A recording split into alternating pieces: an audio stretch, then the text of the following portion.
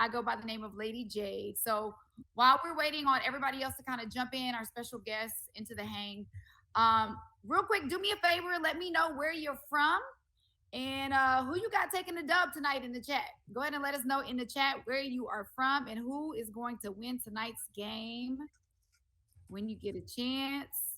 All right, Jim. Jim is saying go Bills. Okay. Okay, I see Shop M, Washington, D.C. You got the Bills. Liz is going for the Bills. Okay. Let's see here. Parker from Texas. What's up? I see you going for the Bills. Maddox, Texas, going for the Rams. Anthony B from Fort Lauderdale. What's up? Man, y'all from everywhere. I love it. New Jersey's in the building. What's up, Jack D? Bills all day. Long Island going for the Rams. Okay, 28-14. I see you, Raw. Terrence from Wisconsin going for the Bills Mafia for life. Carl P from West Palm Beach. What's up, Marty from Stamford, Connecticut? Let's see. Chicago's in the building. I see you, that D. Alessandro for the Rams. LA's in the building. Westchester, New York. Dallas. What's up, Pete? Mike is going for anybody but the Rams. Okay. 6 is in the building. Northwest Indiana. Man, we got a lot of people. Virginia, Louisiana, Iowa. Well, thank you guys so much for joining us today. It's always a great time when we're hanging. Let me explain to you really quick how the hang works because I want you to get the most out of your hang experience. So if you are VIP, you'll notice a call out next to your name. It'll say VIP. Make sure you turn your cameras on. Stay on mute. But if you have a question, make sure you put it in the chat and then I'll call your name so that you can unmute yourself and you actually get a chance to ask your question live, okay? The whole purpose of the hang is so you get live interaction with some of your favorite athletes, broadcasters, influencers. So while I'm here to keep the party going, y'all, this is your show. You guys run the show, okay? So please keep your mic on mute until it's your turn to ask a question. And if you don't see VIP next to your name, still put your questions in the chat. I'll tee them up for you and we'll ask them to our stars like that, okay? I want to shout out to everybody that is joining us from Facebook Live and Twitch. You still have time to join us live. Go to let'shang.live to register, or you can just sit back and enjoy the show and just kick it with us, okay? I know the game's getting ready to kick off right now. I want to introduce you guys to our guest for today. We got Todd Gurley in the building, superstar running back at Georgia. Of course, you know, he backed up all the hype at several elite seasons, St. Louis. I mean, I could run down his accolades for days. Offensive Rookie of the Year 2015, Offensive Player of the Year 2017. We also had Fred Jackson in the building, one of the best running backs in Bills history. Fred spent 9 Buffalo. Yes, and is the team's 3rd time all leading rusher. So what's up, Fred? Welcome. Thanks for kicking it with us today. Welcome.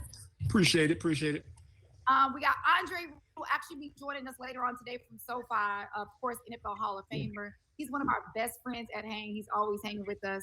Appeared in 4 Super Bowls. Harrison Phillips. I see you, Harrison. Harrison's over there chopping down on some wings. What's up, Harrison? Former Buffalo Bills fan favorite, recently signed to the Minnesota Vikings. What's going on, everybody? Appreciate it. Yeah, had a whole spread of wings over here, so I'm getting after it. Don't mind me. I love it. Kentavious Caldwell Pope, NBA champion, entered his 10th season in the league. Be playing for the Denver Nuggets this season. What's up, Kentavious? What's good, everybody? I'm here. I don't know if my camera is on, but I'm glad to be here. Happy to be here. We see Jersey hanging in the back. We love it. Of course, I got Joseph a Roberts. championship trophy too. I don't mean to interrupt you, but I see the championship trophy back there as well. So, I like it. We have to get you to grab that off the shelf, Kentavious. We need a close-up of that. We need you to get that off the shelf. We got to see. Let me see. We got to see Let me get it up. Okay, while he's grabbing that, you guys, we got Joseph Robert. You all may know him as a fantasy football counselor on Instagram. The fantasy football expert. He's going to teach us how to win the pot this season. And of course, you guys, if you're looking to stay connected all NFL season, they got all the action, you guys. We have 2 of the best in the game with us today, Rich Gannon and Bruce Murray from SiriusXM The Blitz. Make sure to check them out weekdays at 12 p.m. Eastern Standard Time. Rich and Bruce, I'm excited about you guys being with us today, too. What's up, fellas? Well, I'm thrilled to be here. And just to go on the record, on our show today, we picked this game and we picked opposite teams. So we've got a lot at stake as we watch together. I've got the Bills who are on the march. And I think if Rich is here with us, he picked the Rams. I did, Bruce.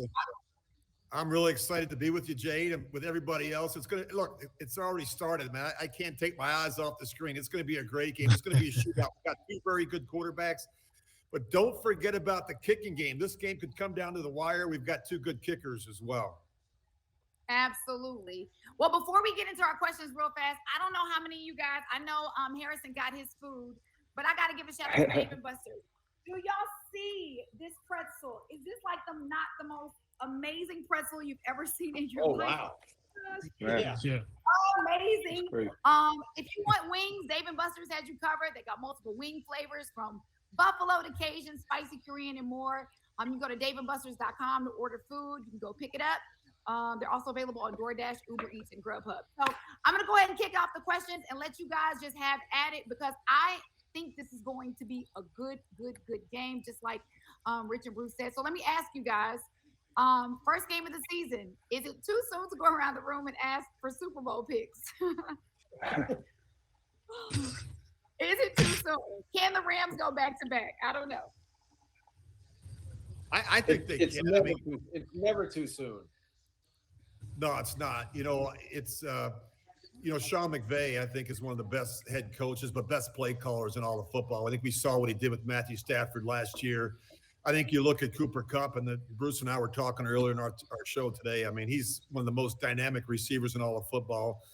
You got to replace Andrew Whitworth at the left tackle. I'm watching that very closely tonight. And again, you look at this defense, and I mean, no one's been able to block Aaron Donald, and that's going to be a challenge tonight for this Buffalo offense. But look, it's tough in today's NFL. It's tough to go back to back, but if anyone could do it, I think it could be Sean McVay and the Rams. Love it. Fred, you sitting over there. Who you got tonight, Fred? I see you repping your you got your hoodie on. Obviously, I got to go with the Bills tonight. It's going to be a tough test, though. I think Rich just alluded to it when he said Aaron Donald is an absolute freak. So they got to do a good job keeping him in check. And I think if they can do that, they definitely give themselves a chance. That dude's going to make plays, and it's just about overcoming the plays that he make and continue to make plays yourself. So it's going to be a lot of fun. We got our There first we go. score. That's how we start right there. Now the Bills have the lead. Yes, here we go. So, I mean, obviously, I like the Bills in tonight's matchup.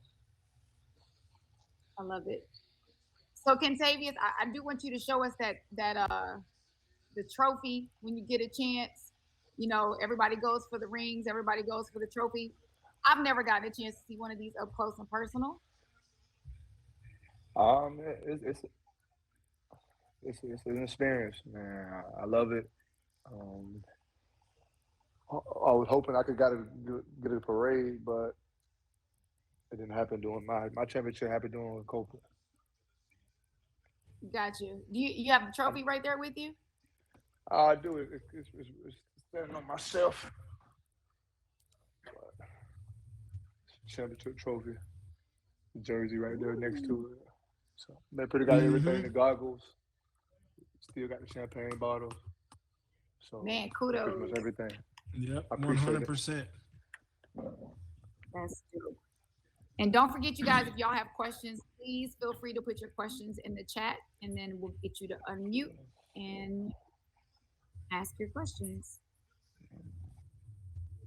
I just want to know if Rams fans are panicking already because the Bills scored on the first drive of the season.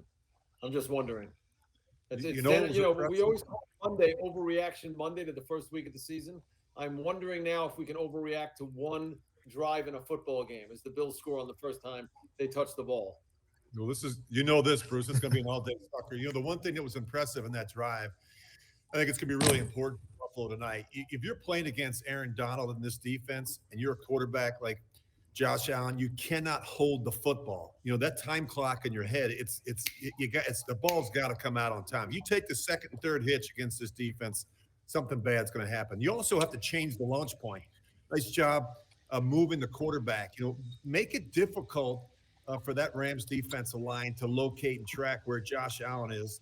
That's going to be really important. But getting the ball out quick, not holding it, and changing the launch point against this Rams front seven. Fred, you getting in there to do a little pass blocking help with Aaron Donald coming at your quarterback? You know what? If they call me, I'll be there for them. But I gotta make sure I got a lot of extra padding on when I go out there and deal with that dude. That man is a different animal. So, but yeah, with the way that this team looks, I would definitely hop out there so I can be like my man Pope out here and get to be in one of those parades. I know he got his during COVID and he didn't get his parade, but I mean, I would love to be out there and just kind of ride the coattails of everybody else to a parade in the Super Bowl championship. Hey, Rich, we have a question for you. Anthony B has a question. Anthony, if you want to go ahead and unmute yourself and ask your question for Rich. Anthony Hey, B, Rich, how are you? go ahead and I'm here. Good, brother. I'm doing well. How are you? Hey, good. Pleasure to talk to you. I'm a lifelong Chiefs fan, and you played for them for a couple of years, and you had a great run at the end. I know you won an MVP for the Raiders and all that, but I missed you in Kansas City. What was it like to play in KC, and did you enjoy it? And any thoughts or comments you have, I'd appreciate hearing. Honestly, I played great question, brother. And I played 17 years, and some of my most enjoyable seasons were in Kansas City. I played on two teams that went 13-3. Marty Schottenheimer was a phenomenal head coach. As you know, we had some great players on those teams: Marcus Allen, Tony Gonzalez, Neil Smith, Derek Thomas. It's unfortunate that we couldn't get the job done in the postseason, but in fairness, your boy was sitting there watching Steve Bono play in one playoff game and Elvis Gerbach playing another playoff game. I wish I would have gotten the opportunity to be under center. But, as you know, there's nothing like Arrowhead Stadium.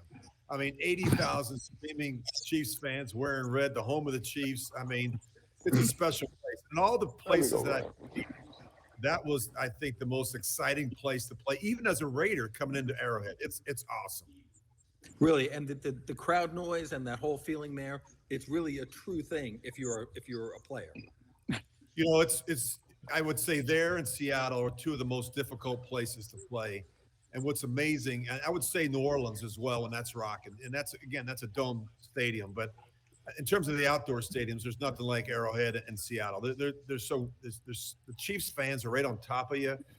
It's a huge advantage, and of course, it doesn't hurt when you got a guy like Patrick Mahomes, who I think is the best quarterback in football. He and Aaron Rodgers are, and Josh Allen. Look, Josh Allen is right there. But you talk about pure throwers of the football. It's hard to find two better than Patrick Mahomes and Aaron Rodgers. If I could just ask one more question, then I'll leave you alone. How good was Derek Thomas? He had 7 sacks in one game against Dave Craig and the Seahawks, and Chiefs still found a way to lose, if you can believe that. But, the great thing about Derek, and Von Miller reminds me of him a little bit. Von Miller, has got that same body type. He's got the long levers, and he can come around the edge in a hurry. The thing that was so impressive about Derek was his ability to come up with a critical play late in the game. When you needed to close a team out, Derek would come screaming off the edge and knock the ball out of John Elway's hand. You needed a big play, he'd find a way to get to Warren Moon. I mean, Derek he had an unbelievable motor. I think that's what made him a great player. He had a relentless desire to get to the quarterback, and his motor never stopped during the course of a game. Just a terrific player, and I still miss him to this day. Perfect. Shopmaster, you had a question? Go ahead and unmute yourself, Shopmaster. I really didn't have a question. I just wanted to tell KCP I enjoyed him in DC. I'm a big Wizards fan here in Washington. Really enjoyed his play in DC.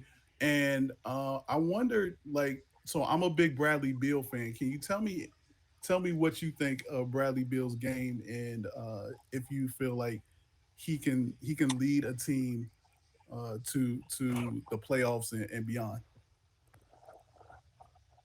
First of all, thank you. I really appreciate you being a big fan of mine. But I mean, I think Brad, he's a superstar. I feel like you put the right pieces around him, and they all just come together, play as a team. I think he can do it. All right, thank you, KCP. You're welcome.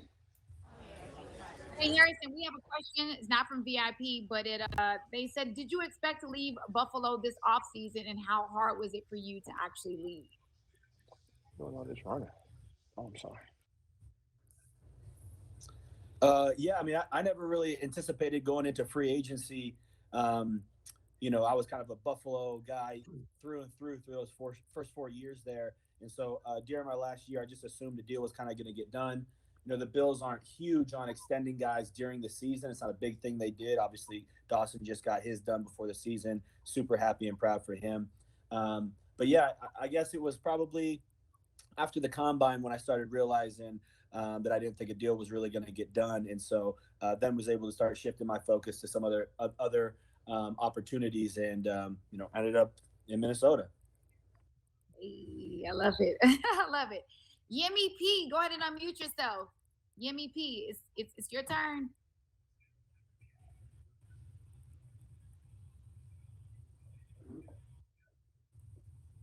Yimmy P, you had a comment for Fred Jackson? Come on, Jimmy P. You can do it. Yeah, he can. Maybe they got a little scared. But they just said they wanted to say hello to Fred Jackson with a smiley face. Okay. Well, while we're waiting, can we at least acknowledge that Von Miller already impacting this football game? Yes, making plays already. I love it too. Yimmy P, man, what's up? Fred, love all the love, man. I wish Just got the you can sack come too. on and say what's up to me. I mean, I won't bite. I can't bite you. I'm on the other end of the screen, so. Terrence F, go ahead and unmute yourself. Hey everybody, hope you're having a great day. I just have a really quick question for Fred Jackson. I know he played with Buffalo through the end of the first decade of 2000s, and then I think you played up till 2014, correct? I'm not wrong? Yep, that's yep, 2014. Nowadays, the Bills have Josh Allen, which is awesome. We have a starting quarterback that we're reliable on. I have to ask, of all the quarterbacks that the Bills have had when you played with the Bills, who was your favorite quarterback to play with? Okay, you put me on the spot, but this is easy. Fitzpatrick was my guy. I still talk to Fitzy. I mean, I talked to Fitzy 2 days ago. He was my guy. We had a lot of fun when we were in Buffalo. He's like a brother. He says it whenever he gets asked the question who his favorite all-time teammate is, and he's definitely mine. So I loved the opportunity we had to take the field together. And I mean, everybody in Buffalo still loves and respects what he does. You see him coming back and, sitting in the stands with his shirt off, rooting on the Bills, just like you guys. So it's hard not to love a guy like that. Yeah, he definitely, before Josh Allen, it would have to be Fitzpatrick. So I love that dude. He's awesome. Yep, great dude. Hey, you guys, we want to welcome Todd Gurley to the hang. He just joined us, and Joseph Robert, fantasy football counselor. They're on the hang as well. What's up, Todd? How everybody doing today? Y'all doing good? DG, what up? Why? What's up? What's up, Joseph? Are you there? Yeah, well, What's what's good, going Todd? on, everybody? Fantasy meets reality here. What's going on, everybody? I think I had Fred on my fantasy team years ago. Years ago I had him on my team. Did very well. And Todd Gurley, I was a Todd Gurley shareholder as well. So nice to be in the room with good company. What's going on, guys? So Joe, who was your number one pick this year, brother? I gotta know. Great question. See, what people don't realize, everybody rides the train from last year. What you got to realize is that regression happens. So everyone's on the Jonathan Taylor train. I'm already off that train. I'm back on the bounce back Derrick Henry train, and he's records. Yes, the king is breaking records this year. You heard it here first. Barring any type of injury, hopefully he stays healthy. Look out, he's breaking the rushing yard. He was on pace last year to dominate like everybody, and this is the year I got Henry first overall. All right, well now hang on 1 second. I had my draft last night, Joe, and I had a choice between Kupp and Jefferson, and I took Jefferson. Did I make the wrong decision? Your worst decision here, again, I got to be straight with you, and I got the line. It's all about line mentality being straight. You should have went running back early because that's the most scarce position on the board. Tons of depth at wide receiver. You got Judy. You've got Drake London who's going to come in and tear it up. You've got Darnell Mooney. You got so much depth later. You should have went robust RB, loading up on those running backs early. But I like, Cooper Kupp's going to regress this year. I mean, how do you top last year? Jefferson's the better pick out of the two. I like Feel Justin good. too. Yeah, I had a feeling you would. Well, we're in a commercial break, Bruce, and if I'm uh, the offensive line coach of the Rams, I'm concerned. Joe Noteboom already gave up a sack to Von Miller. Just watch, and he's going to need some help. And I'm sure Sean McVay is aware of that. It's not how they wanted to start the game. They don't have Andrew Whitworth, who was their Pro Bowl left tackle. You got a guy in there that has 17 career starts, some of them at guard, some of them at right tackle. And that's the matchup I'm watching tonight. Noteboom, the left tackle of the Rams against Von Miller. And they'll move Von Miller around, but once he finds a guy that he likes, that he feels he can beat, you're going to see a lot of Von Miller on the right side of that Bills defensive line. I think we talked to Mike Tirico today, and he was talking about 99 on the Bills instead of 99 on the Rams. And we got 99 on the Rams making a sack here. What am I saying? It's Aaron Donald getting in there. Push pull. That's too easy. Yeah, I mean, he just made my guy look like a rag doll. Yeah, that's too easy, Fred. Come on. I mean, it's Aaron Donald, though. He's going to make plays like that. Sometimes it happens. A lot of times. Fred, Sorry to interrupt. You just got to say. You're back in this game, Fred. You got to be up in there chipping. You got to be up in there helping that center and guard. I mean, that's just a mismatch. 100%. You can't leave him on an island like that. Donald's going to take advantage of it. Talk a little bit about that because, we think so much about running backs and the running game, but the protection is such a big component of it. Just talk about, the protection edge of it, whether you're chipping a guy on the edge, whether you're releasing up in those A gaps and throwing a flipper at somebody. Just talk about, how you got better in pass protection and how much that's such a big part of tonight's game. Yeah, I mean, it was I had to get better at pass protection. We played against Kavika Mitchell and the Giants, and he absolutely wore me out, and I was like, it's something I got to improve on. But, I mean, the schemes tonight have to be with the running back releasing through the A and B gaps when Aaron Donald's in there. Wherever he is, they got to call protections that way so the running back is releasing into his routes wherever it may be in the concepts of the offensive play. So that he can get a chip on Darnold. Guys, he's just too good. When you have a guard or a tackle one-on-one with him, it's a mismatch, and you need to have that protection slid to whichever way he's going. You see it right here on this running back on the play. The running back is looking for where he is so he can release through and fit into the concept because you got to put some extra work on that man. You got to make him work all day.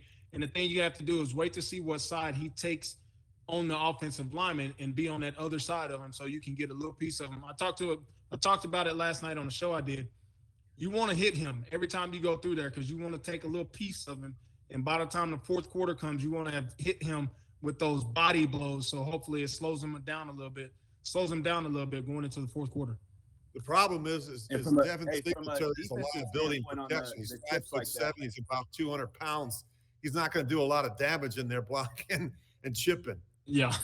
Hey, real quick, you guys, we have a question for Todd. Maddox is dying to ask Todd a question real fast, and then we'll go into our trivia. Maddox, go ahead and unmute yourself. Yes. Okay. My daughter's. Hey, Maddox. Hello. Before I ask my question, all I gotta say is I've been loving Todd Gurley ever since he left the Rams. And that's pretty cool. Hey, Maddox, hold your camera so we can see you, buddy. There you go. And my question is, who does he think the best Rams player is ever since he's left the Rams?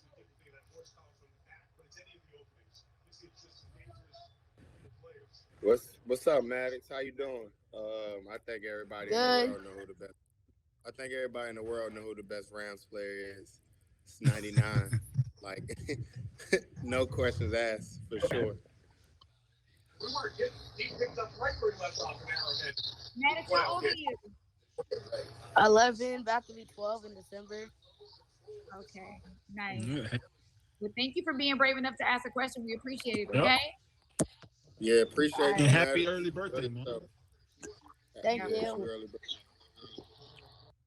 All right, so you guys, real quick.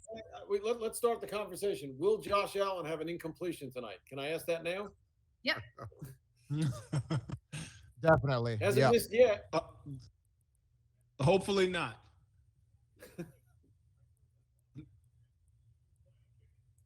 All right, so you guys Oh, decide right and there. look, There it I is. say it. I'm a jinx. I'm a jinx. Yep. You are. Look at that. Wow, you Yes. really That's did on think that. Isaiah. I say it, and it's not just an incompletion; it's thrown to the other team. Well, at least it didn't hit the ground.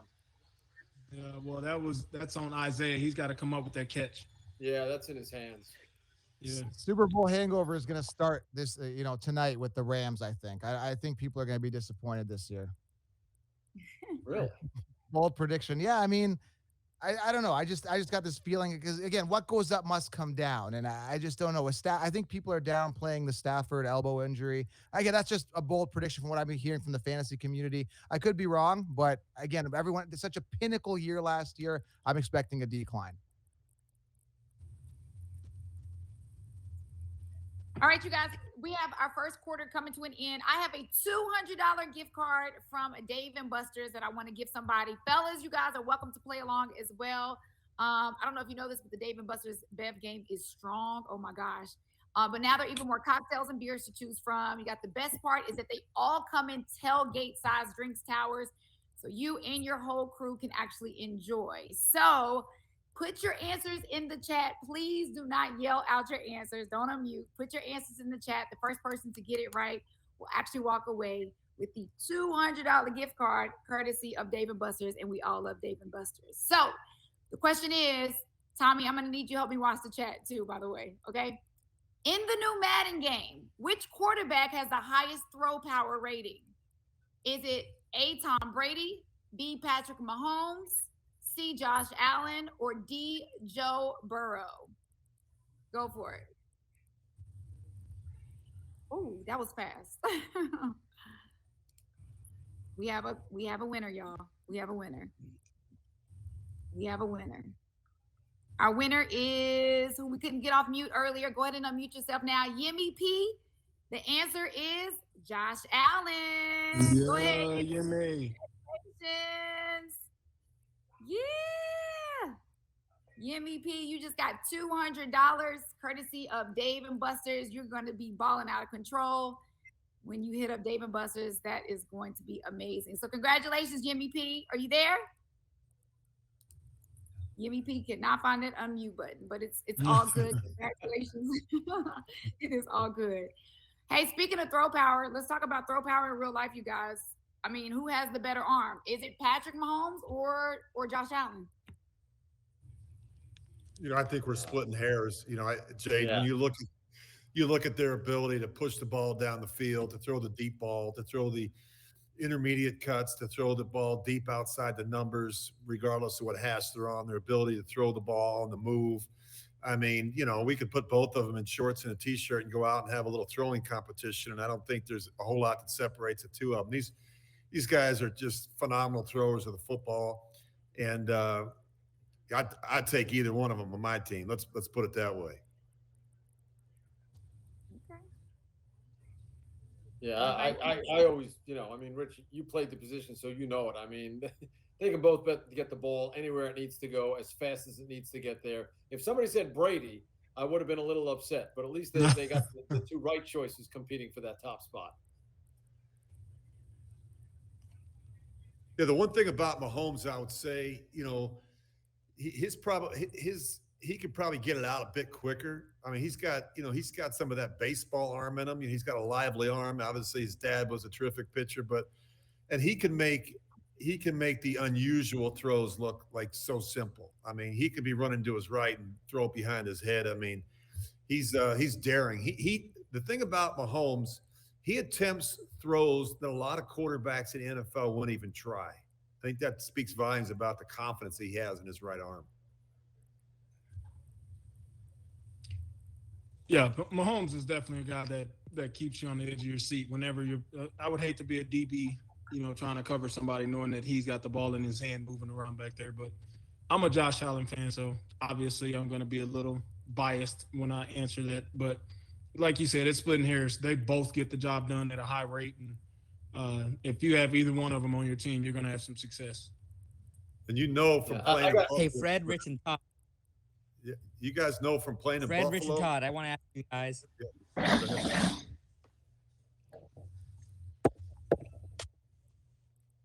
I'm sorry, Fred, Rich, and Todd. I want to ask you guys. The big story in the NFL today is Lamar Jackson set a deadline with the Ravens to give him a deal, and I want to ask you guys: do you think that he's worth what he's asking for, and do you think that the Ravens should get him paid or let it run out? I mean, I absolutely believe he's worth it. You know, it's his record and what he's done in football so far just speaks for itself. Um, it's always one of those deals where people are going to argue this or that, but the man makes plays. Every time he's on the field, he makes plays. Every time he's on the field, they win football games, and that's what you ask a quarterback to get done. And he does it at a very successful rate. So I think he's absolutely asking for what he feels like he should get, and I think they got to pay him.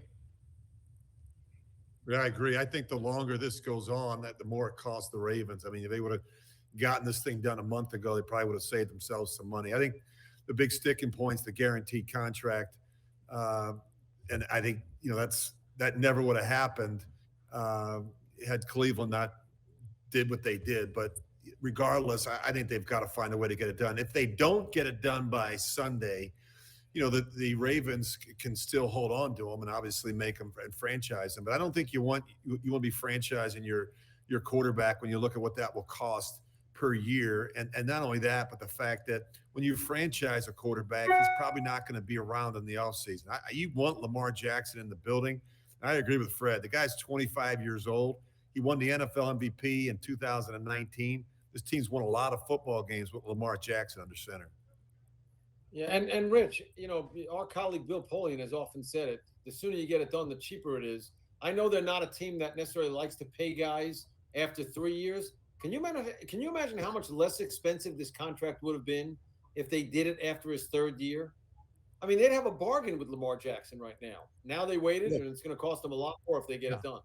You're right, and that's before the Deshaun Watson situation. And I think a lot of owners are very annoyed at the fact that the Browns did that. And I think now you've got a situation with Deshaun Watson or Lamar Jackson who says, hey, you know what? If you paid Deshaun Watson, and oh, by the way, he's had some issues off the field and I haven't, I'm certainly worthy of those numbers. It's going to be a monster contract. There's no question about it. And he's well deserving of it. He's a terrific player. Hey, Harrison, we have one of your new teammates on. KJ Osborne is joining us, y'all. Hey, KJ, what's up? Hey, what's up? How you guys doing? Good. How are you? I'm doing great. Thanks for hanging with us. We appreciate you being on. So what we're doing is we're taking questions from, letting you guys do your football talk, but we're also taking questions from, our VIPs that are on today. So if anybody has a question for KJ, feel free to jump on. Michael D, you said you had a question for Todd.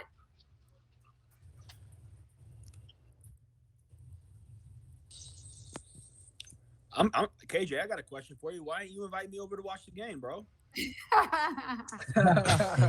Yeah, that's on me. That's on me. I had a quick turnaround.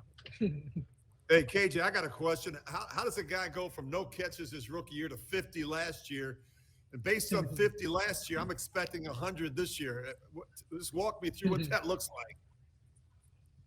Man, it started with confidence, man. I didn't get any offensive stats my rookie year. It was all special teams. But I worked my butt off in the offseason, worked my butt off when I was on scout team.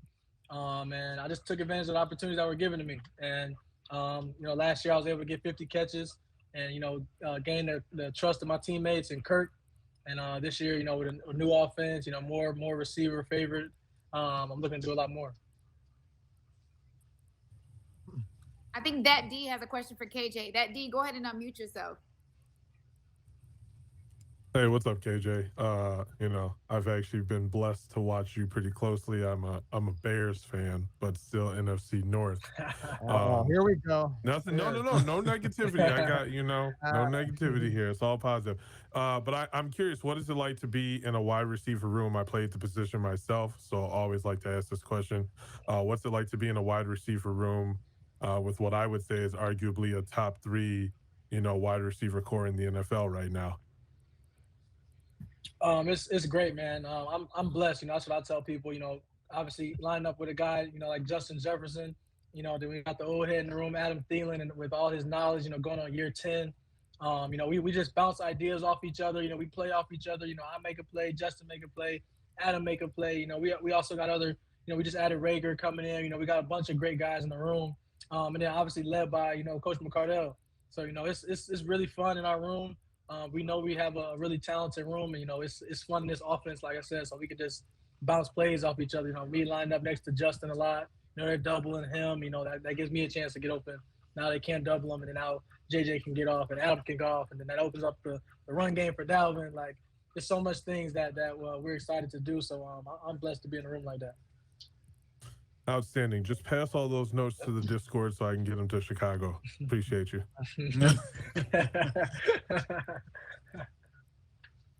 All right, John. We got our first Rams turnover. Yep, another turnover. I see that. John Klein, go ahead and unmute yourself. Yeah, I was just wondering, Todd, when it's the first game of the season, you see your old team playing, does it get your engine running? Like, do you still have that inside every year built in? No, not at all. No. Yeah. Because why? Just not. I don't know. Yeah, I just don't feel that way. I've been enjoying myself. Follow him on Instagram. Follow him on IG. Yeah, you will see stuff going on. he and all kinds of other stuff. Football was a short window. Fred, are you the same way? It doesn't. I mean, even just like watching my college in Georgia, I love football. Don't get me wrong, but I don't. If we wasn't on this today, I probably wouldn't even be watching, to be honest. Wow. Well, we have a couple of Georgia games coming up, so we want you back in the hanging with us. So hope we'll see you there. Fred, do you get going? Like, what game of the season? Do you feel those old feelings again, or you? Yeah, I'm a little different than Todd, but I mean everybody's cut different. I still like it. I still, like when I walk out, the things like when I go back. The only time that I like watching it, I wouldn't say so much. But when I get in the stadium, when I go back and I do stuff for the Bills and I'm down on the field, that's when it's kind of more of a like, man, I wish I was still out here doing this a little bit, still kind of feeding off the crowd and things like that. But I'm almost 42, so I'm a little bit different than TG in that aspect that, I feel like there's no way in hell I can get out there and do what I want to and play the way that I would want to.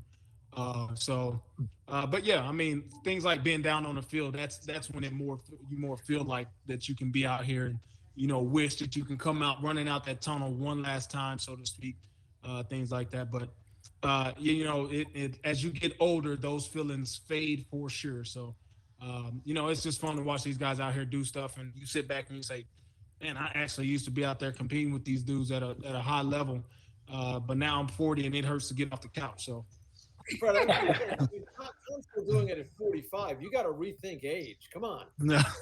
That's right. Yeah. Hey, I got one other question. Hey, Todd. Yeah. For Harrison, are you, because you're an O lineman, are you encouraged to eat as many wings as possible, but KJ is not allowed to? He can't touch them? How does that work? I play defensive tackle, so I still got to keep it tapered as well. But we had a really hard practice these last couple of days getting ready for our season opener Sunday. And, unfortunately, those 4-ish years in Buffalo made me very accustomed to being able to take down a couple dozen wings. Well, what are you playing at, Harrison? What's your weight right now? I'm about 310. 310? Do you have a weight clause, or are you on your own? About 310. I'm always pretty good. I don't, the former wrestler in me allows me to be able to fluctuate weight pretty well. The Vikings also are, really good with player health and safety and understand where players are. They don't want you getting in sauna and dehydrating yourself just to make a pound or whatever. But no, I'm about 307 to 310. I always fall in somewhere in that range, and that's where I've been playing at most of my career. So Harrison, let me ask you Harrison, this: you guys make that change. Go ahead, Jay. I'm sorry, I kind of heard two of you guys going. No, go ahead, Rich. Go ahead, Rich. You got it. Well, Harrison, I was going to ask you, the decision to go to Minnesota, they make a change from a 4-3 defense to a 3-4. You've got a new coordinator there, Ed Donatel. How's that impacted you?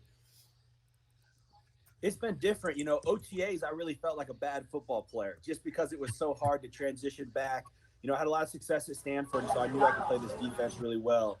And then in Buffalo, early on in my career, it was tough for me to learn that 4-3 attack, one man, one gap, downhill type defense. Had success with it. I did imagine I'd potentially go to a 4-3 team if I went to free agency. But as it came in and the teams all started filtering in who was interested, Minnesota just kept answering all the questions the right way. And I loved Donatel's defense and some of the players that he's had there. I looked at the current Vikings roster and saw how they could match that defense. And, Minnesota's always played great defense. Now we want to obviously be top 5 in every category we can be this year. And I'm now bought in on the 3-4 and the shell look, the way we hold our defenses. The only way that you can win in this league is to stop quarterbacks, and that's to win the first second of each snap. So if we maintain our shell, we rarely show press or single high, and it's really hard for them to disguise. And if that gives us an extra second, that makes it a lot easier for me to get back there. You be taking on more double teams this year? Probably, huh? Yeah, definitely. Okay, Harrison and KJ, I got to ask you guys because you guys did get the same wings I got from Dave and Buster's today, which, by the way, are absolutely banging. Harrison, do you have any left, first of all? And KJ, I see you over there cleaning your teeth too. So let's talk about it. Are you a mild, medium, hot wing guy? What's up? How were they? KJ, you got to try the sriracha honey. Sriracha honey was fire. The sriracha honey? All right. Yeah. All right. I'm getting going on. I like honey barbecue. That's my favorite. That's what I'm getting going on right now. And I got the little classic buffalo. Get a little spice in there. So I like to switch it up with a little bit of ranch. Yeah, I'm with you on the buffalo with the ranch, KJ. I gotta try the ones you said, Harrison, sound amazing though. Woo. Yeah, those are long gone. Those are long gone. My man say them long gone. I love it. Well, you guys, real quick, while we're just a few minutes into the second quarter, let's go ahead and jump into some Dave and Buster's power trivia. Got another $200 gift card that we want to give away to the first person to answer our trivia question right in the chat. So get your fingers ready. Get your fingers ready. Again, $200 on the line. This is some big winning we got going on over here. And don't forget, if you want somewhere to watch the games this NFL season, you're not hanging with us. Dave and Buster's has 40-foot wide wow wall high-def TVs that provide the ultimate game watching experience. Tons of other high-def TVs in addition to the wow wall, so there is definitely not a bad seat in the house, all right? So the question is, again, do not unmute your mic, put your answer in the chat. Which Super Bowl halftime performance show was followed by a power outage in 2013? Was it Bruce Springsteen, Beyonce, Lady Gaga, or Coldplay? Come on, y'all remember this one, don't you? Let's see. Who's the first person? We got a winner, y'all. I think we got a winner. Shouts out to Eric A.M. Eric A.M., go ahead and unmute yourself. Eric A.M., you are the winner of our Dave and Buster's Power Trivia. Go ahead and unmute yourself. Eric, are you there? Hey. Well, hey, there you everyone. go. Hey, congratulations. Hey, I won. Yay. Yay. I need the Rams to win. I got some money on this game.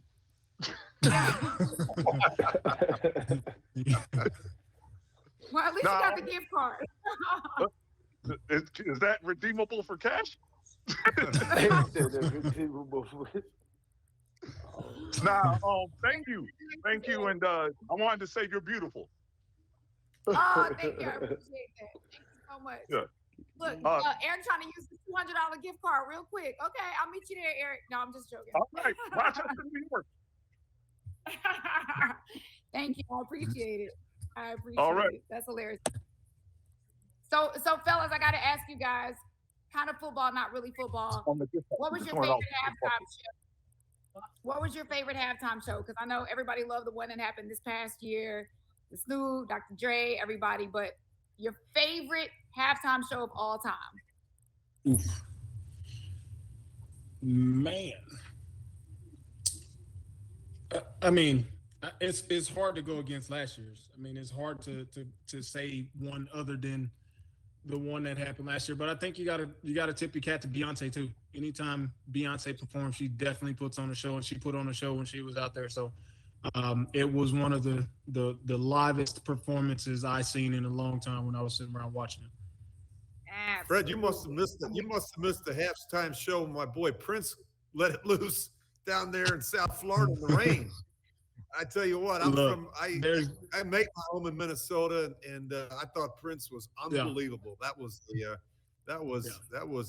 he put on a freak show. Yeah, you can't go wrong with just about any one of those that you say. Jade gave us an absolutely impossible question to answer just then. Well, Beyonce did have the power outage in 2013. Prince was amazing too. I mean, you're right. It is kind of it's hard to choose for sure.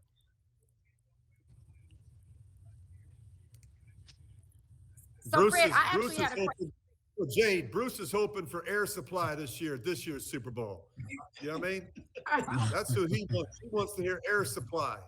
You know what I mean? He wants to do like a love songs of the 70s, like a big Super Bowl like extravaganza. That's what Bruce is looking for.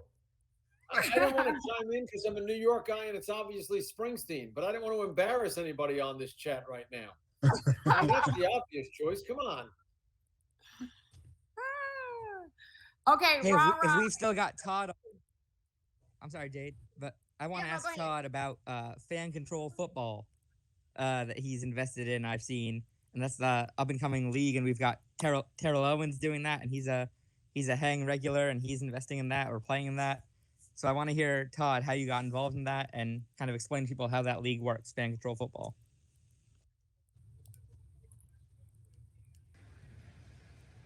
Oh, what's up? Yeah, I wasn't sure who asked the question, but yeah, one of my closest friends, one of my childhood friends, he got me involved, and just been able to talk to the commissioner, get involved with that.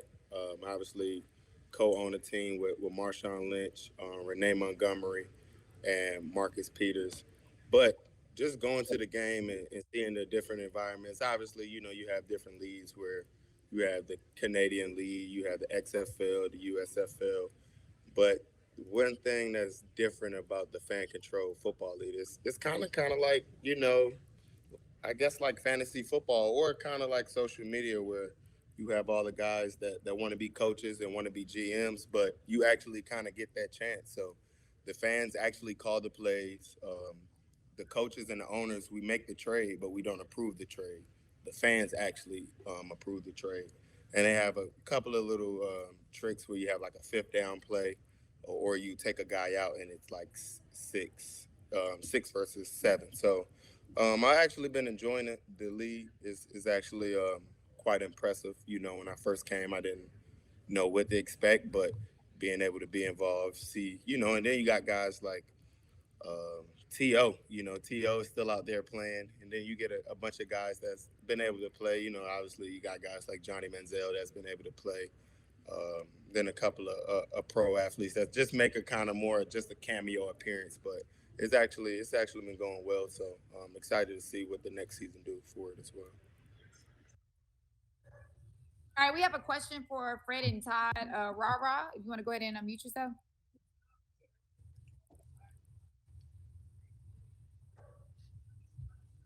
Are you still muted? You're still muted, Ra. Yeah.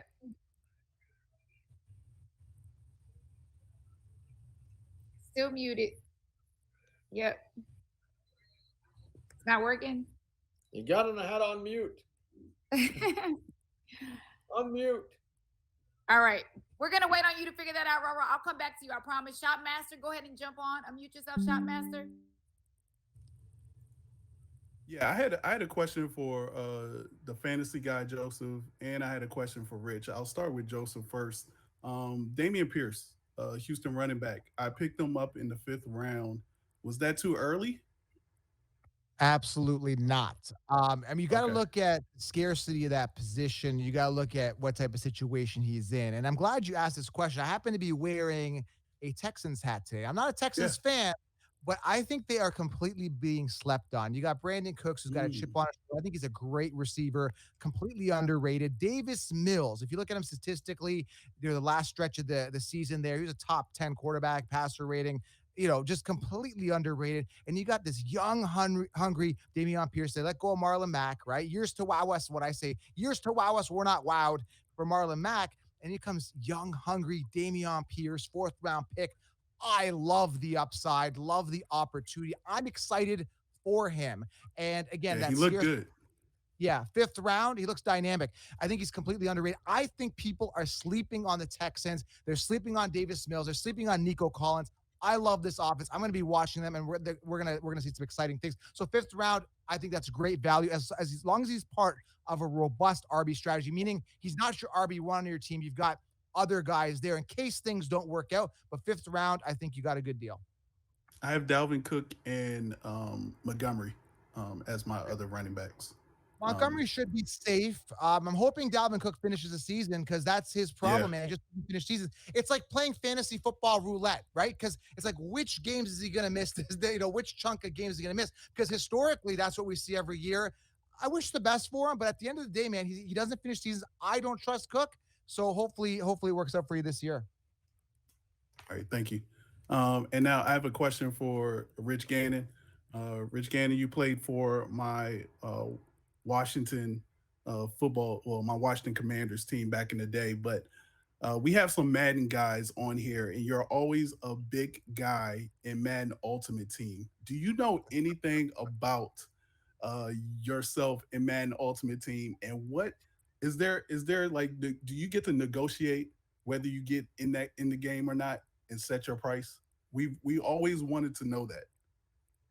That's a great question. And I wish I had a better answer. I should probably call my agent, but I think there's something with the Players Association that I think there's some small compensation. I don't really know.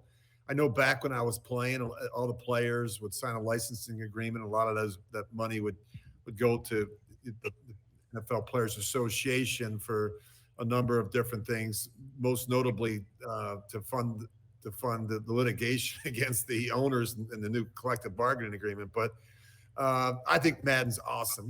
I was pretty good friends with Coach Madden, having played for the Raiders.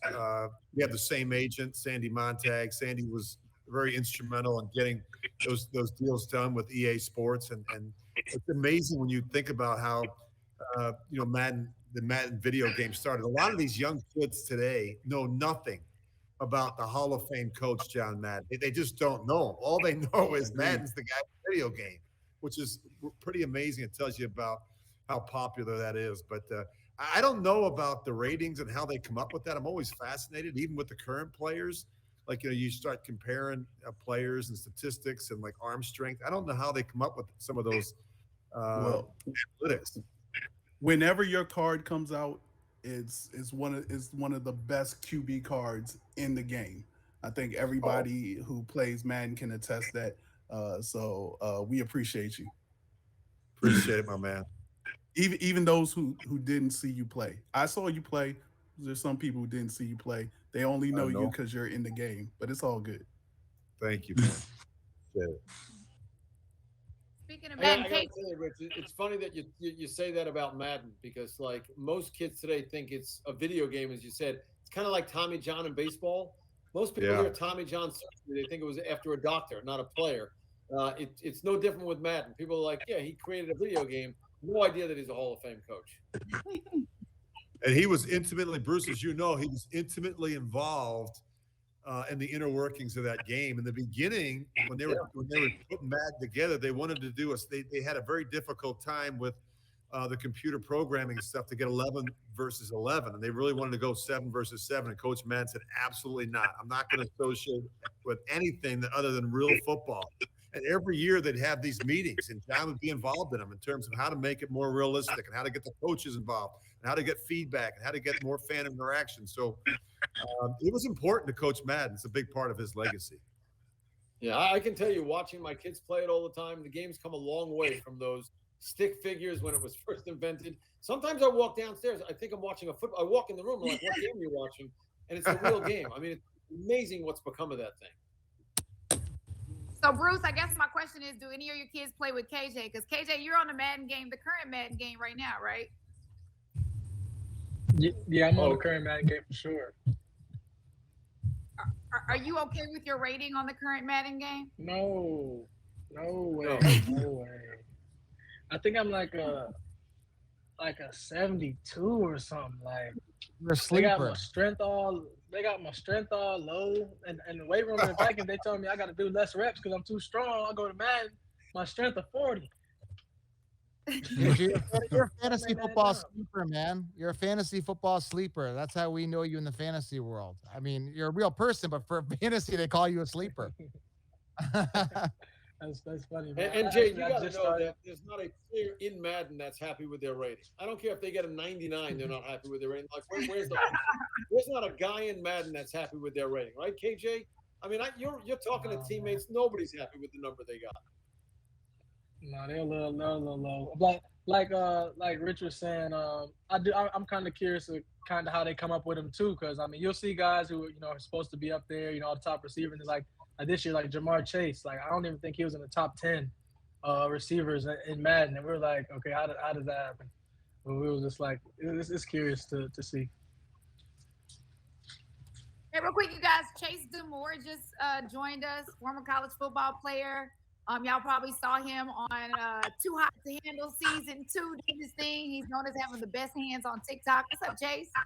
What's up, guys? Thanks for having me, man. I was just tuning in to everybody talking about their Madden, and I didn't really want to say too much because like I play a lot of Madden. I do it competitively, and it's one of those things where rating, yes, like it'll have like a number on there, but what's crazy is like a lot of my better players are like low-rated guys in Madden. Those are those sleeper people, and I think that it's crazy because like personally, you're hearing a lot of these guys say like we don't know who John Madden is and this and that. And to be honest with you, I didn't really know who he was either until recently. But I've played Madden my entire life, so I mean, I can attest to that.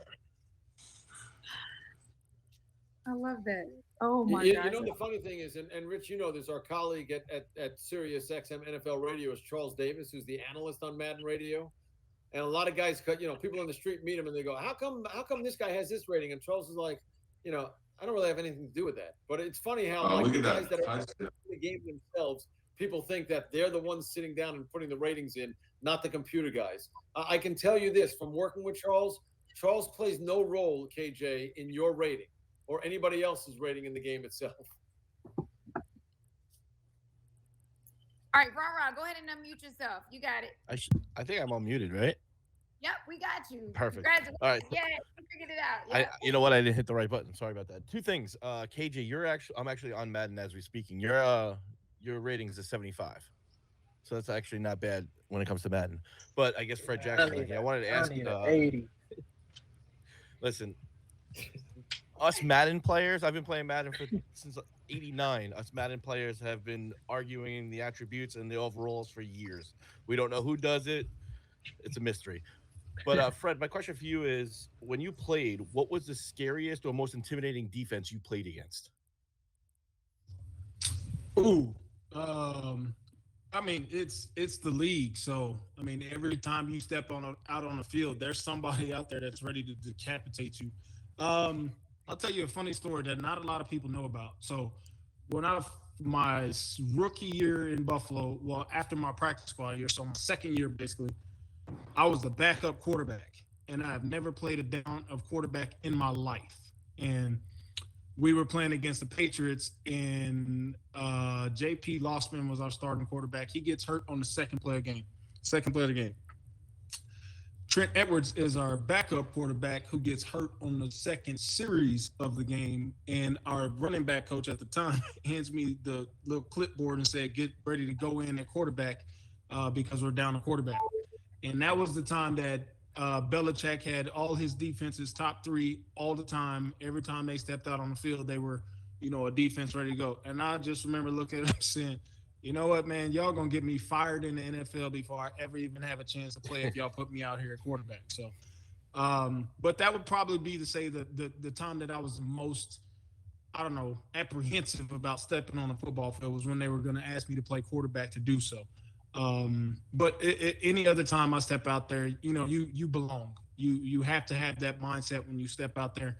But you have to make plays when you get out there. You have to bring your A game when you step on the field because, like I said, every person on the field has one bad intention, and that's see ball, hit ball, and whoever has the ball. So you got to have that same mentality when you step out on the field. Thank you. Hey, you guys, real fast. I know Harrison just hit us up and said he has to go. Harrison, you're absolutely amazing. Great luck this season. We love you to death. Thank you so much for hanging with us today. You have absolutely been a blast, and enjoy the rest of those wings, okay? I appreciate it. And hey, I saw Tom put something in there in the chat before I packed, dip out. And Terrence, Yeah, I got it. I'm not with you. Before that. No, yeah. His question was, what was your pre-lift meal before you hit the 225 at the combine? So I don't really know nothing about the Madden rating, but I do know that I hope my strength is really high in that because I know that for that 225 at the combine, that strength number, I've got the highest in like the last 12 or 13 years or something at the combine. And believe it or not, I think I got 45 when I was there, or I think they took a couple reps away from me, but that was not even my PR. I was in that first group, so you're up at 5:30 in the morning, and I don't even think I had breakfast. If so, maybe like a Gatorade, those little chews, or like a Gatorade protein bar. Splash some cold water on my face, hit 135 a couple times, and then rolled out there. So they don't really care too much about that. It's almost like they want to put you through as much adversity as they can before you go to the combine. Yeah, I appreciate you guys for letting me come on, and I hope to be a part of some more this year. Harrison, if you have like 15 more seconds, Harrison, I want you to be on when we ask this last trivia, this Dave and Bull trivia. We have another $200. Which player, you guys, put the answer in the chat. Which player on today's hang had the highest bench press number at his NFL draft combine with 42 reps? Is it KJ Osborne? Is it Todd Gurley? Is it Harrison Phillips? Or is it Andre Reed? Who is it, you guys? Put the Hey, whoever wins that, you got to split that with me. I'm out here giving out the answers, man. You got to take. Yeah, that was kind of a free for all, but I gotta say congratulations to Scott F. Scott F. Congratulations. Go ahead and unmute yourself. You can say hello to Harrison really, really quick because I know he has to go watch some film. Harrison, thank you for the gift card.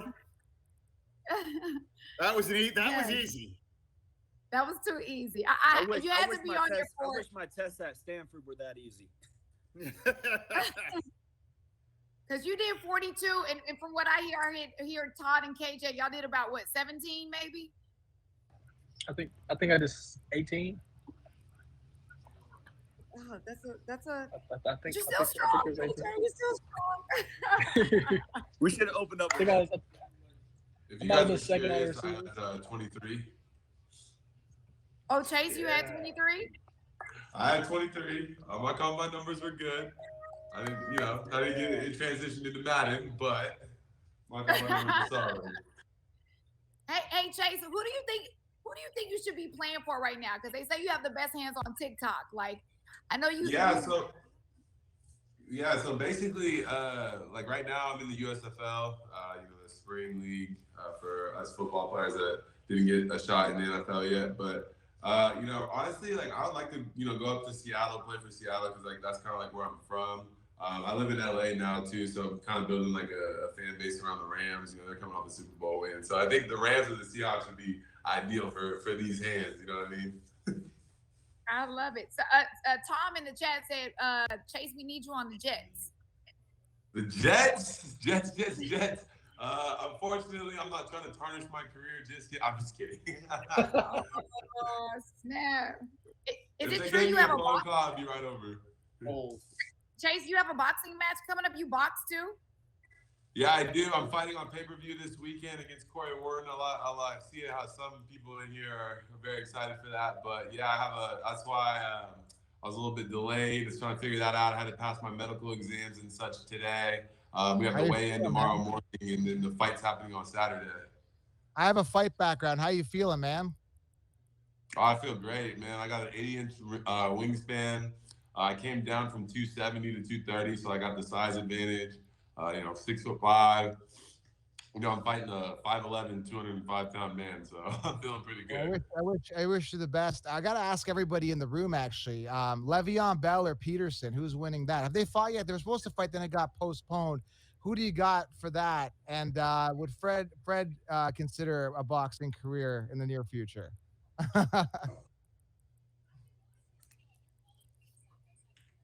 Fred still here? Where's Fred? He may have accidentally jumped off for a second. Anyway, I got Peterson on that one. Say it again, Joseph. There's a boxing match I think Le'Veon Bell's supposed to fight Adrian Peterson, and I'm picking Peterson to win that fight. Since we're talking boxing, I had to throw that in. Yeah, he's on the same card as me. We're fighting on the same card. You're on that same card? Yeah. Yeah, I don't know. Heavyweight. Me and Le'Veon Bell went on over social media, and I said I'd box him, and obviously he didn't want to box me. So he's boxing Peterson. I got Peterson in that one though. Yeah, no, definitely not, bro. I spar with Le'Veon Bell. I train with him quite frankly. We're actually pretty good friends. That's biased. For somebody your opinion is biased. Have you trained with Peterson? No, but I've seen his tape. Okay, fair enough. And I'm not a very biased type of guy. I'm very fair, and just looking at obviously the age difference between the two of them. I have been hit by Le'Veon. I haven't been hit by Bell. I haven't been hit by Peterson. But I would say that just watching Adrian Peterson's training videos versus seeing what Bell's doing in person. Bell, he's a natural at it, so I'm gonna have to give it to Bell on that one. If I was betting money, then it's going straight to Bell. Initially, Bell didn't look good initially when he started boxing, but I did see recent videos of Bell. He actually does look pretty good when he's moving around. Yeah, I'm in most of those videos. He's dodging my punches. Don't remind me. I want to know what the bigger draw is: Peterson against Bell, or Bell against Joseph. I think Peterson Bell may be the bigger ticket, Joe. I mean, I'd love to see you box. Yeah. I have a feeling that's the bigger ticket. I'm still building up my name. In a couple years, then I'll be a bigger draw. But definitely Peterson and Bell for now. I agree. Hey, real quick, you guys. I think we have Andre Reed checking in from the stadium. Andre, are you there? I believe he just jumped on.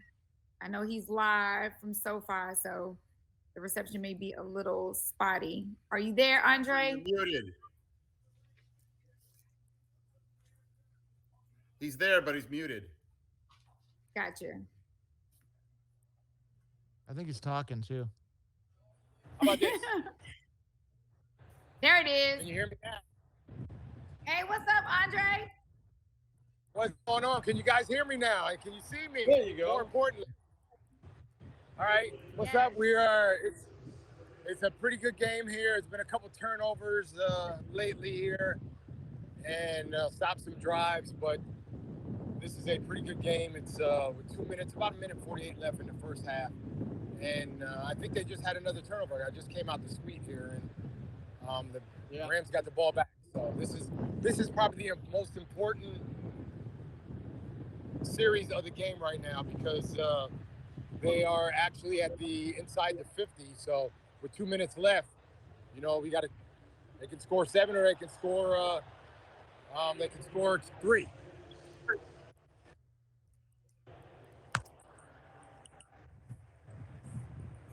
So, Andre, I hear you're in the suite. Who are you in the suite with? We hear you got some pretty major people in the suite. Well, I got in.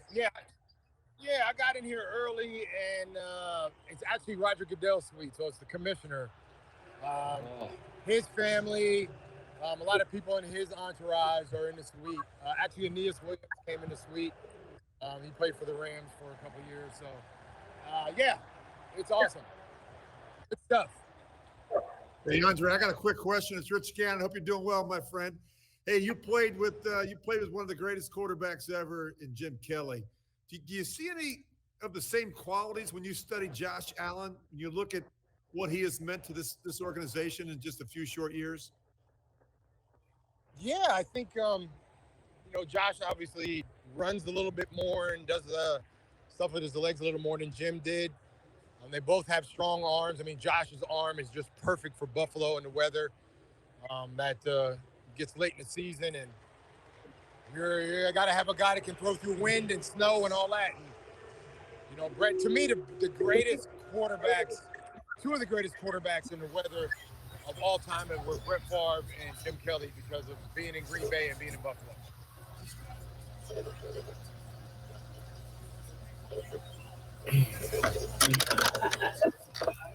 Kim Ganson, if you could go ahead and mute yourself for me. Kim, can you mute yourself? There you go. Thank you. All right, guys. I know Andre's getting ready to have to head back in the stadium where the reception's not so good. So if you have any last minute questions for Andre, now is your time. Now, throw them at me. I'm ready. Rara, go ahead and mute yourself. Sorry, it's not so much as a question, but Andre, what was it like being in all those Super Bowls? What was it like? Basically, it was from a kid. This is what I equated to. It was when you were a little kid and you knew Christmas Day was like a week away and you got all excited about it. And then Christmas Day came and you came running down the steps crazy. You didn't even touch a step. You just jumped down from the top all the way to the bottom. That's what that was like. You didn't touch one step. You just jumped all the way. You jumped over your brothers. You jumped over your sister. You jumped over whoever's in the way that got jumped over because something was there for you. So that's really what it felt like. Awesome. And I just have a quick question for Chase. He said he plays Madden. Is he on Xbox or PlayStation? Because we have a couple of Madden guys in here that want a shot at him.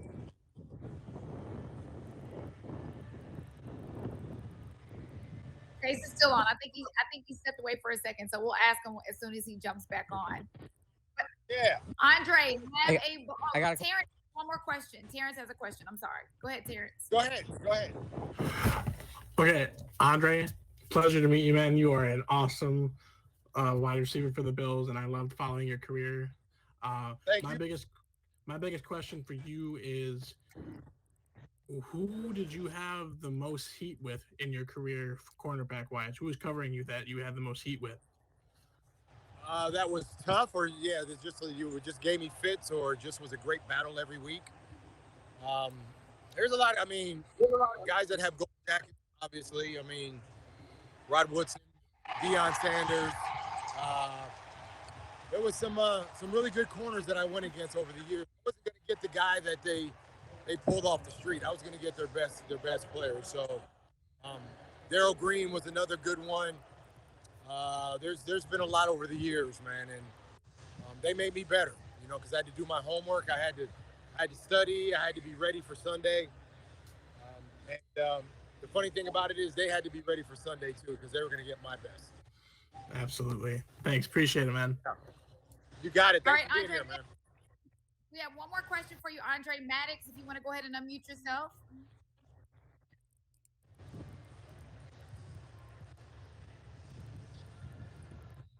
All right, Andre. What's up? I know I wasn't old enough to see you play, but what was the best quarterback that you were able to play with in your career? The best quarterback I played with? I mean, I'd have to say Jim for sure, because he really believed in me as a player, and he believed in my work ethic that I can get better every time I came out there, and he relied on me. We were like, it's like your brother.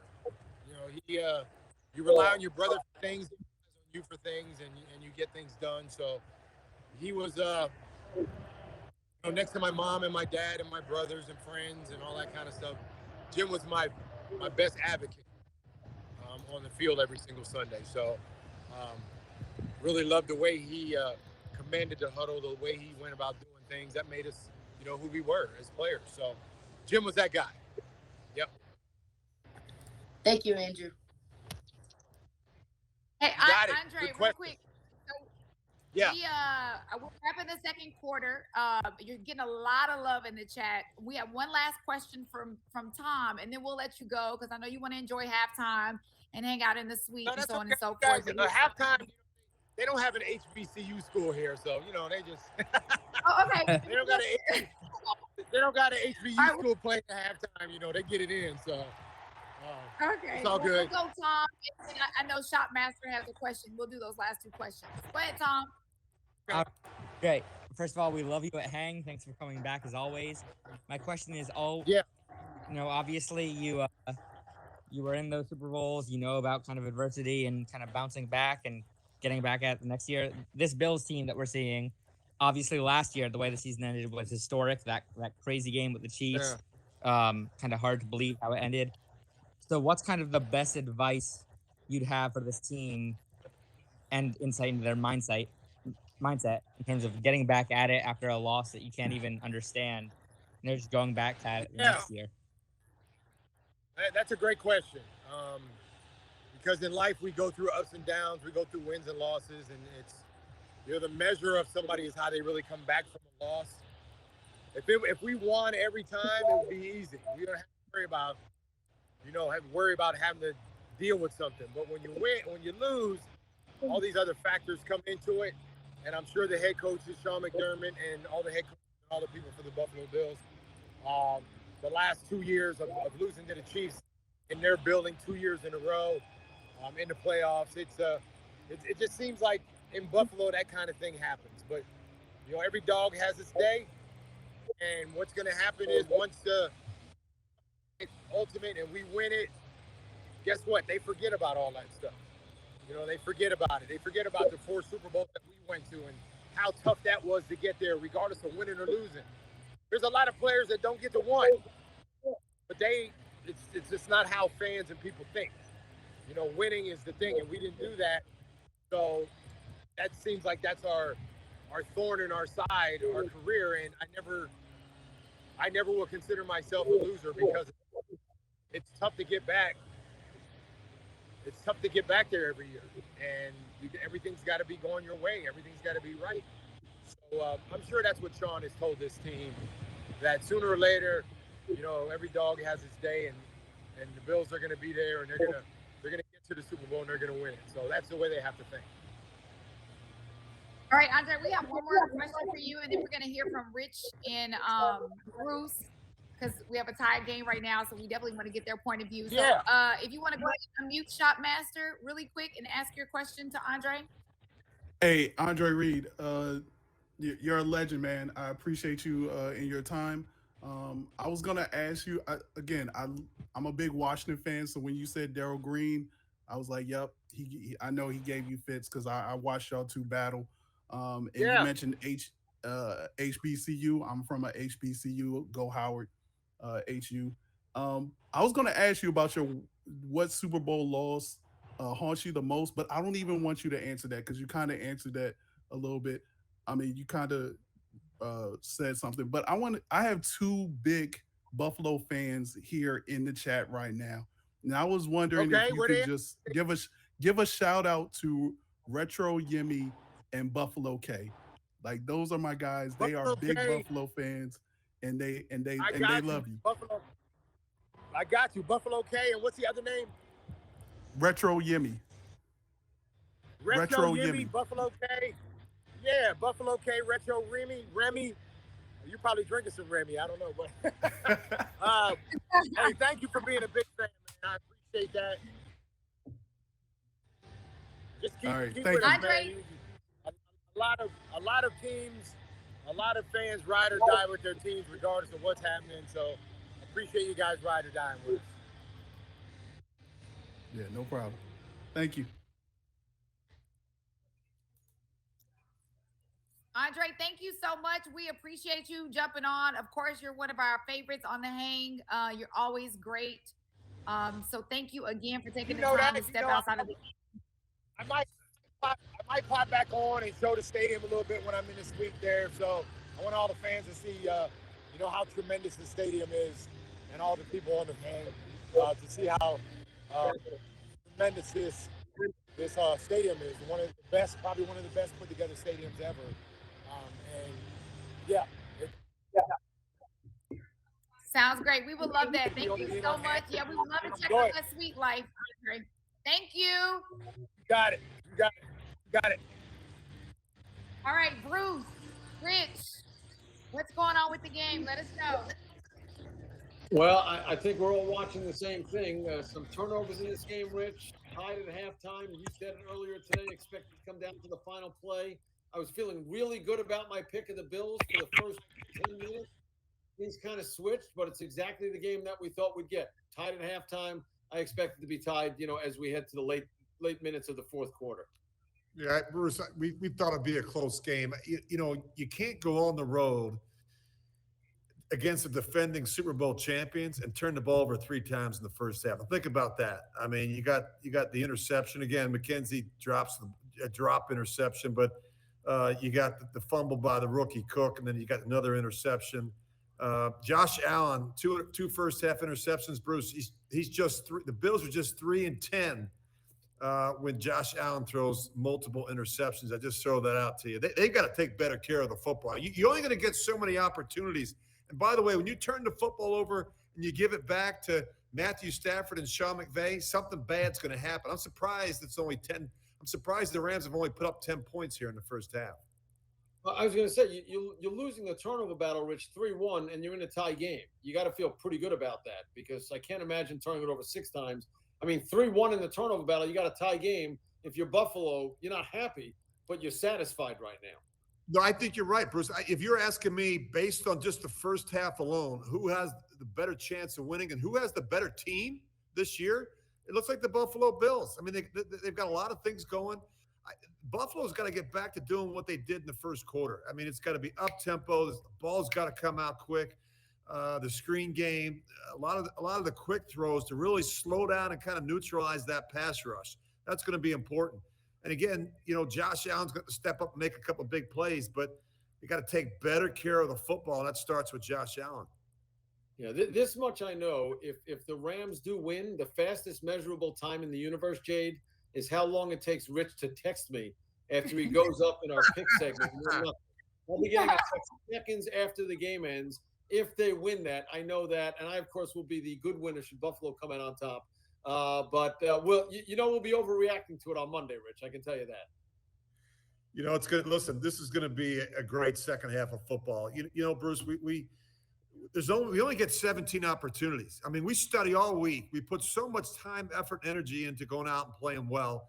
And each of these games really matters. We get down to the wire and you miss the playoffs by one game. You think back to, a poor second half or a poor quarter or even a poor possession. So a lot at stake in this one. We got teams that are really playing hard.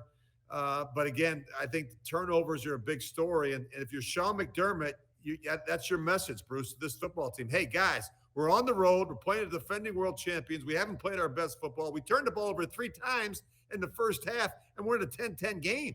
Let's just go out and clean it up here in the second half, take care of business, and get back on that plane and head to Buffalo. That's Sean McDermott's message to Josh Allen and the rest of this football team. Much better flight, Jade, if you fly cross country with a win as opposed to going cross country with a loss. I can tell you that. Bruce and Rich, I have to say, it has really been fun to watch you do what you do live.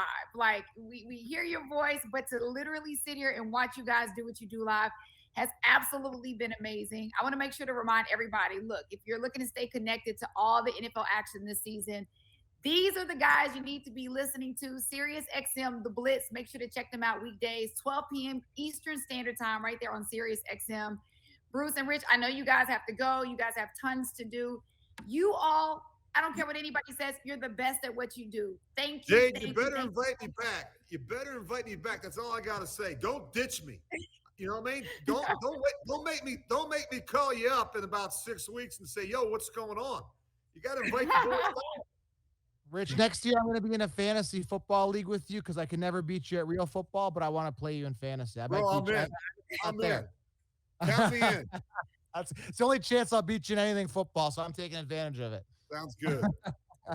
Hey, thanks for having us. Rich. Thank you so much. Real quick, before you guys log off, Joseph, no, go ahead. Rich and Bruce, thank you guys We appreciate your time. I'm going to actually throw it over to Joseph because we're heading into the weekend. We all want to win our picks. So we definitely need to do a fantasy breakdown really fast. If you don't mind, Joseph, letting us know who should we pick? What are the mistakes that we've been making when we've been making our picks? Let us know. We finally have you live. All right, see you guys. Nice talking to you. Bye, Pleasure. See you later. Well, I mean, I don't even know where to start. I mean, most people have done their drafts up to this point. Some people still have to draft on the weekend. Obviously, I mean, I don't know who plays fantasy football. If there's any fantasy football questions here, we can dive into it. Again, we got to take a look at what happened last year and say to ourselves, okay, this was last year. A lot of people draft predicated on last year. It's a whole new year. It's a fresh start. So things change. Defenses, offenses change, and you got to make those adjustments accordingly. So, I mean, if anyone has any specific questions on sleepers, people that could break out, any type of questions on who's kind of underrated and anything offensively, I got you covered. I've got, that sixth sense, right, in regards to kind of what's happening in that scoop. And as you can see here, a guy that I wasn't high on, if you look at this game, was Cam Akers. He's total boom or bust. He could do really well or not do well. From what I'm hearing, people keep DMing me. They're like, Cam Akers, free Cam Akers. He's not getting any work today. So I'm here to cover any questions you guys have specifically on fantasy or any type of offense questions. Yeah, we actually do, Joseph. So Lauren W. actually has a question. Lauren, go ahead and unmute yourself. Hey there. Thanks for taking my question. So I have two questions, Joseph. One, curious to know what your thoughts are on Pickens with the Steelers being a potential sleeper for the team. Right. And also, if you did a trade with someone the year prior and they kind of did you dirty, would you do another trade with them again in the upcoming year?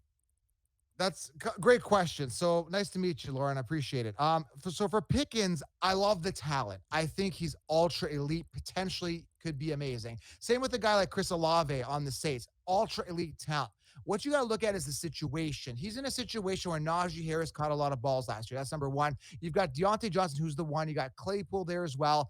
And you've got a situation where the quarterback situation is questionable. Is Mitch Trubisky going to be consistent? Obviously, Big Ben's not there. How is that going to play out? Is Kenny Pickett going to come in? Is it going to be Mason Rudolph? What's going to happen? So when I look at a receiver, I look at that kind of that rapport he's got with the quarterback. I kind of see what's happening. So a lot of question marks there. So there's safer receivers, I feel, but there is some breakup potential, especially if someone were to get hurt. He would definitely step up. So just be cautious with him. Don't expect a ton of volume, but there's some breakup. Now, in regards to that, I mean, how bad were you, messed up with the trade? What happened exactly? Can you give me more details? Oh, they were scheming. They did a trade with me knowing that those particular players that I traded were going to go off, and they did. And they admitted that it was only business when they did it.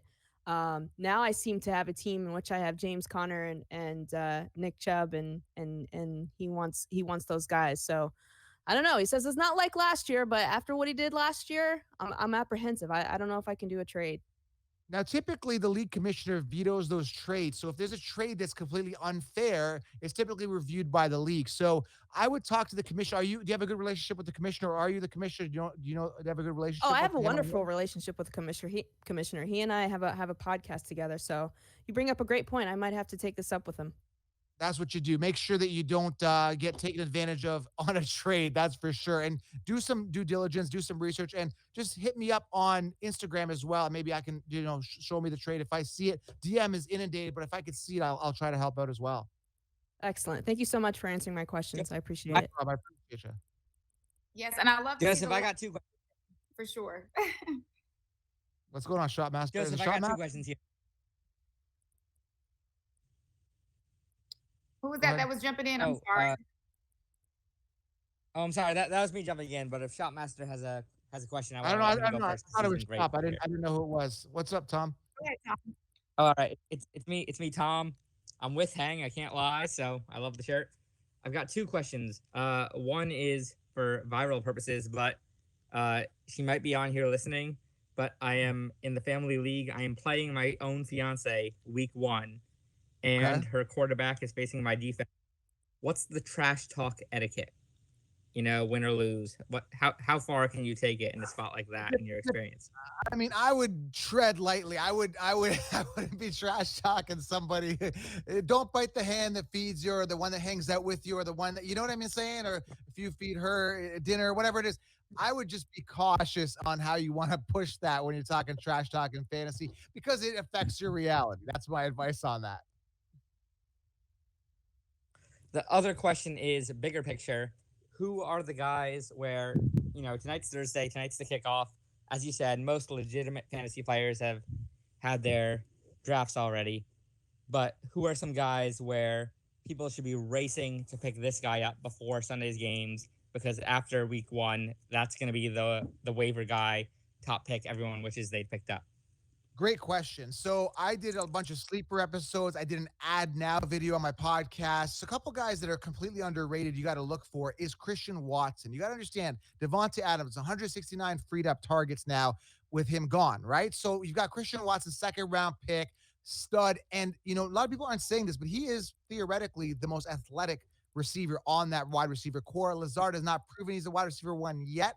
Christian Watson's probably available in your leagues. Another guy who's sliding in as a wide receiver 2 immediately is Alec Pierce, and Matt Ryan's throwing him the ball. So you got to look for him. He's a speedster, one of the best pure deep threat receivers in the NFL, or out of the rookie draft class, I should say.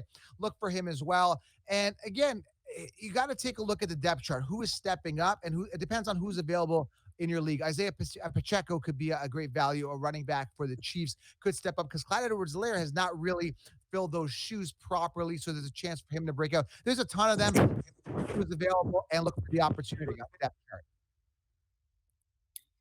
Okay, we got one more, Joseph. That D had a question for you. That D, go ahead and unmute yourself. Jade, you can just call me Dev. I don't know why it says the weird thing that it says. Hey, Dev. Okay. Hey, Dev. Nice to meet you, Dev. For sure, Joseph. All right, so check it out. I've got 3 options for my flex PPR single point. I've got Marquise Brown out of Arizona, Marvin Jones out of Jacksonville, and Terrence Marshall out of Carolina. Who do you like the most out of those 3 options? Okay, a couple secrets with starts and sits. Try to aim high in the depth chart. Get the volume getter. And what you said, Brown is probably in the best situation. I've got no stock on any of these guys, but I would say Brown out of the situation is the best. But first week is always a bit of a feeler out type of week. Make sure you get a feel for it. But I would go with Brown from the 3 that you mentioned. Jones could be a 2 on his team, maybe a 1-2. Try to aim high in the depth chart. Brown is probably your best bet there, a little more high ceiling. Also, take a look at matchups when you're looking at it. I don't have the matchups in front of me right now, but I would say right there, Brown is who I'd go with, predicated on the depth chart and most upside. But again, feel out the first week when you starts and sits, because again, a lot of question marks. We got to get into the groove after week 1. Appreciate you. No problem. Thank you. Hey, Joseph, that was great. Thank you so much. Again, I always say this, you are not a fantasy football expert. You are the fantasy football expert, and we appreciate you hanging with us today. Thank you so much. We have somebody else I want to check in with, but before we do, KJ, I have to personally thank you too for hanging with us today. I want you to tell this story really quick. I was on your Instagram page. You were hanging out in the UK, and you had an experience with the peace sign. What happened with the peace sign, KJ? Uh-oh, we can't hear you. Oh no. We can't hear you for some reason. It's unmuted. I think maybe the reception. Oh yeah, it's not working. It's okay. No worries. It's okay. No worries. You can still hear me. We can't hear you. KJ, I'm going to be honest. I'm a Dallas Cowboys fan, but I am a KJ fan. Have a great season. We thank you so much for hanging with us today. I know your reception is kind of messing up, but you have been absolutely amazing. You have just the personality. Your personality is just gold, just to go along with your skills on the field. So thank you so much for hanging, and we hope to have you back one day hanging with us as well. Real quick, I think we have Buffalo K on. Buffalo K, are you there? Yeah, I'm here finally. I had some technical issues, but we're not on our normal camera, but this one works. This one's normally for a complete different personality, but it works. We're here. Sounds good. Well, Buffalo K, since we do have you on, first of all, thank you for joining us. We know you're a huge Buffalo fan, clearly. Before we wrap, tell us what's going on. What do you think about the game? Give us your insight. Oh, I am the worst person to be around during Bills games because I am like, it's a good thing the camera wasn't on because I've been losing my mind that whole first half. It's a struggle. I'm one of those fans though where we can be up by 30 in the fourth quarter with 5 minutes left, and I'm still sweating out every single third down. So it's we've hit that time of year where my mood is now dictated by my team, and it will shift dramatically throughout the day on game day. I love it. I hope you heard Andre shout you out earlier. He definitely called you out earlier. I did, yeah. Super, super stoked. I have his autographed jersey right next to me. I was hoping to get on camera and show him that I had one, but so ran into some issues. But hopefully next time. That's all right. No, surely. Andre is always hanging with us, so you got to come back and hang with us as well. He's always on with us.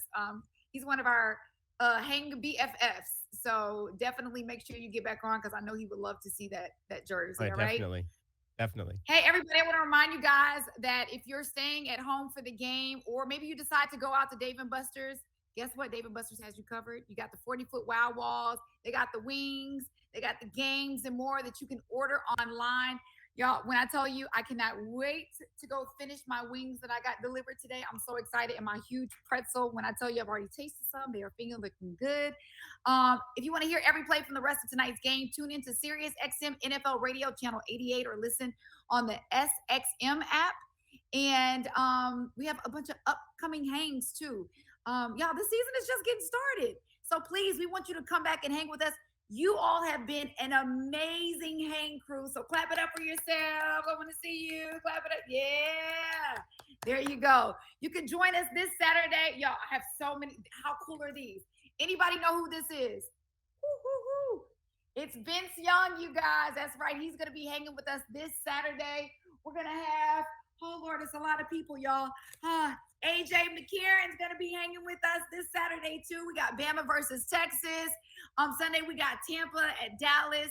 So we got Chris Canty and LeGarrette and all of these guys. So I'm going to be the over fan with all of these things coming up this weekend. So make sure you go to let'shang.live, click tickets to get the full lineup.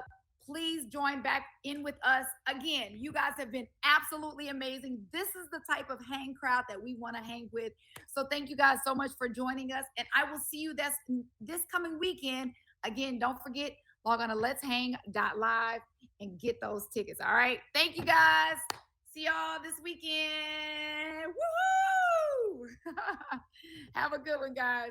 See you later. Peace. Waiting from the gun. Steps away to his left. Thank you for the opportunity. Wade. He's got to be happy to have that. Good night, everybody.